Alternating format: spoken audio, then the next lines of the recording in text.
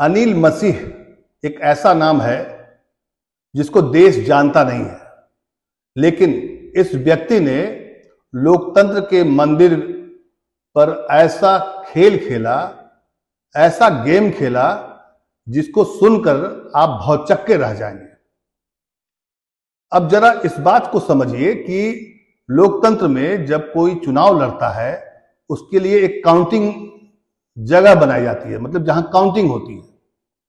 लेकिन देश में पहली बार ऐसा हुआ है कि मेयर का चुनाव, मतलब चंडीगढ़ नगर निगम के चुनाव जो हुए वो तो चंडीगढ़ में हुए, लेकिन इसका रिजल्ट कहां निकला, इसकी काउंटिंग कहां हुई? सुप्रीम कोर्ट के जजों के सामने में। करना था काउंटिंग किसको? रिटर्निंग अफसर को। लेकिन काउंटिंग किसने किया और विजयी घोषित किसने किया? सुप्रीम कोर्ट ने। वही सुप्रीम कोर्ट जो संविधान का एक तरह से संरक्षक माना जाता है।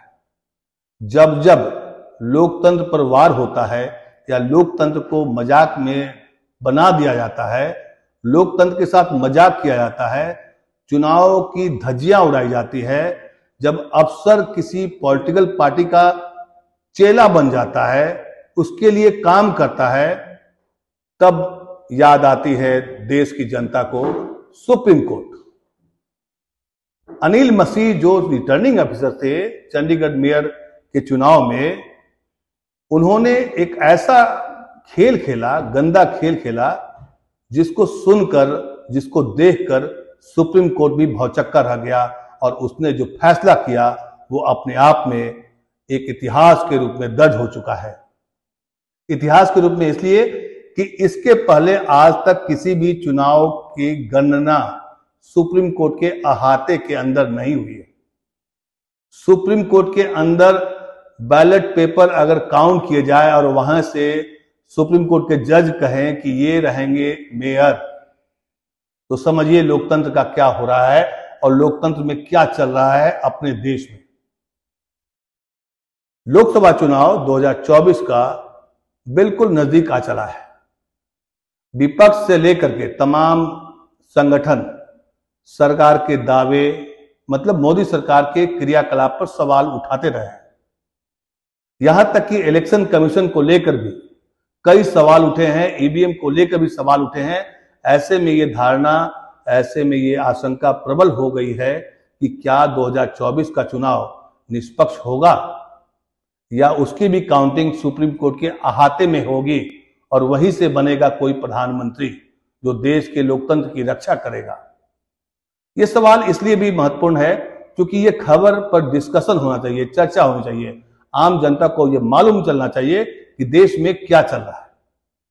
मामूली सा एक मेयर का चुनाव, मामूली सा इसलिए क्योंकि लोकतंत्र में सबसे बड़ा चुनाव लोकसभा का चुनाव होता है, फिर राज्यों के विधानसभा के चुनाव होते हैं, ग्राम पंचायतों के चुनाव होते हैं, नगर निगम भी एक चुनाव है। ये सब लोकतंत्र के एक तरह से पहिए हैं। बिना ग्राम पंचायत के, बिना लोकसभा के, बिना विधानसभा के, बिना नगर निगम के चुनाव के लोकतंत्र नहीं चलता है। त्रिस्तरीय हमारे यहां लोकतंत्र में चुनाव पद्धति है, लोकसभा भी चुनाव होता है। लेकिन समझिए इस बात को कि बीजेपी ने जो सीधा आरोप है, अगर आप इस खबर की सच्चाई जानना चाहेंगे तो आपको पता चलेगा कि बीजेपी ने इसमें खेल किया है और बीजेपी का मतलब होता है मोदी जी। तो क्या यह माना जाए कि अनिल मसीह जो रिटर्निंग ऑफिसर थे, जिन पर सुप्रीम कोर्ट ने बहुत कड़ी टिप्पणी की है और शायद आने वाले समय में उनका जगह जेल के सलाखों के अंदर होगा क्योंकि उन्होंने लोकतंत्र के मंदिर का मजाक बनाया था, लोकतंत्र के साथ खिलवाड़ किया था, वो अनिल मसीह को लेकर सुप्रीम कोर्ट इतना आक्रामक क्यों हुआ? खबर पढ़िए, टेलीविजन चैनल में आपको खबर नहीं मिलेगी, अखबारों में इसका विश्लेषण भी नहीं होगा। सिर्फ ये कहा जाएगा कि आम आदमी पार्टी के फलाने आदमी मेयर बने। लेकिन इसके पहले बीजेपी ने क्यों ऐसा खेल किया? आपको जानकर हैरानी होगी कि जिस दिन चुनाव हुआ चंडीगढ़ नगर निगम के मेयर का, उस दिन अनिल मसीह जो रिटर्निंग अफसर के पद पर तैनात थे, उन्होंने 8 बैलेट पेपर को अवैध घोषित कर बीजेपी के मेयर आदमी को मेयर बना दिया। और मेयर बनने के बाद बीजेपी के जो राष्ट्रीय अध्यक्ष हैं जेपी नड्डा ने कहा यह मोदी जी के नेतृत्व में जीत है, मतलब क्रेडिट भी लिया। दुनिया देख रही थी कि कैसे छेड़छाड़ हो रही थी, लेकिन फिर भी बीजेपी के अध्यक्ष इसका क्रेडिट मोदी जी को दे रहा है। तो सवाल तो मोदी जी पर उठेगा ना, क्या मोदी जी देश से अनजान है या देश की घटनाओं पर उनकी नजर नहीं है? जबकि भाषणों में वो बोलते हैं कि मैं देश के हर नब्ज को जानता हूं। सवाल इसलिए उठेगा मोदी जी पर, बीजेपी पर, कि ऐसा काम क्यों किया। बहुत सारी चीजें हैं जिसे सुनकर आप भौचक्के रह जाएंगे। ये अलग बात है कि आज देश का मीडिया या देश का सूचना तंत्र इतना कब्जा हो चुका है सरकार का, एक पार्टी का, कि आपको खबरें सही समय पर नहीं मिल पा रही। आप किसान आंदोलन के बारे में क्या खबर जानते हैं मुझे नहीं पता, लेकिन अगर आप ढूंढना चाहेंगे, पढ़ना चाहेंगे, तो आपको यह खबर नहीं मिलेगी। और जब खबर नहीं मिलेगी तो आप सूचना से वंचित रह जाएंगे। फिर आपको ऐसी सूचना से भर दिया जाएगा जो सिर्फ एक पक्ष का होगा, जबकि लोकतंत्र में पक्ष और विपक्ष दोनों होते हैं। आज बीजेपी की सत्ता है, कल कांग्रेस की सत्ता आएगी या कल किसी और पार्टी की सत्ता आएगी। लोकतंत्र ही होता है, एक ही पार्टी सत्ता में नहीं रहती है, और दुनिया के किसी भी देश में ऐसा नहीं हुआ है। दुनिया में पहले राजतंत्र था, राजा के बेटे राजा होते थे, महाराजा के बेटे फिर राजा होते थे, रानियां होती थी जो राजकाज चलाती थी। मतलब एक वंशवाद का एक अलग तरीका था राजकाज करने का। देश में कुछ लगभग इसी तरह का माहौल बनाया जा रहा है, और वो माहौल अगर आप अपने कामकाज के आधार पर बनाएं तो समझ में आएगा। लेकिन चंडीगढ़ का मेयर चुनाव एक बहुत बड़ा उदाहरण है कि देश में लोकतंत्र को कैसे कब्जा किया जाए, कैसे अफसर को भ्रष्ट बनाया जाए ताकि वो उनके फेवर में काम कर सके। ये एक बहुत चिंताजनक की बात है।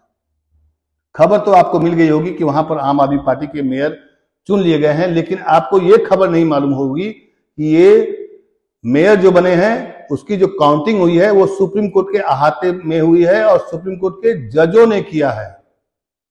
समझिए, लोकतंत्र का मंदिर कहां होता है? लोकतंत्र का मंदिर वहां होता है जहां पर लोग होते हैं, जहां लोग होते हैं। सुप्रीम कोर्ट में तो वकील लोग होते हैं, जज लोग होते हैं। तो सुप्रीम कोर्ट अगर किसी नेता को बोलता है कि अगर आप ये मेयर बनेंगे और ये जो हुआ था काम वो गलत हुआ था, तो समझिए कितनी बड़ी बात है। मैंने इस खबर पर ढेर सारी जानकारी इकट्ठा करनी चाहिए और पता करनी चाहिए। तो स्वतंत्र भारत के इतिहास में शायद ये पहला ऐसा मौका है जब सुप्रीम कोर्ट ने बैलेट पेपर की गिनती की।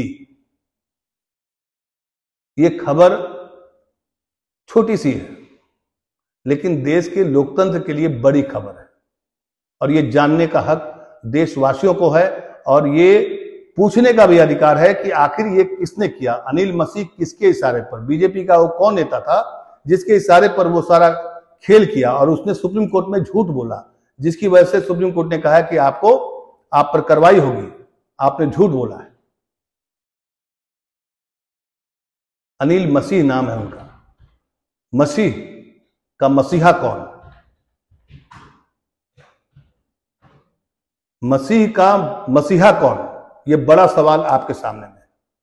आप अपना कमेंट, अपना फीडबैक हमें जरूर बताइए। नमस्कार।